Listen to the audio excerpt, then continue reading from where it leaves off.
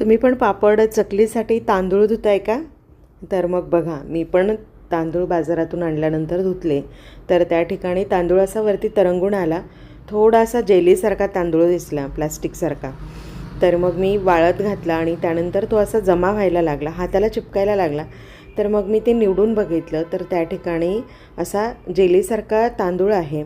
आणि ओरिजिनल तांदळाला ना बारीक टोक असतं असं, आणि ह्या तांदळाला तसं जाणवलं नाही, पण तो तांदूळ फुगत गेला. मग मी गोळा बनवला तर तो जेलीसारखा गोळा तयार झाला. लेकरं जे जेलीचे बॉल खेळतात त्या पद्धतीने तो तांदूळ फुगत गेला.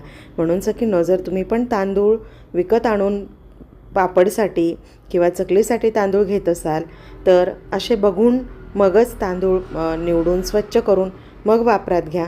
हा प्लास्टिकसारखा तांदूळ निवडून काढा.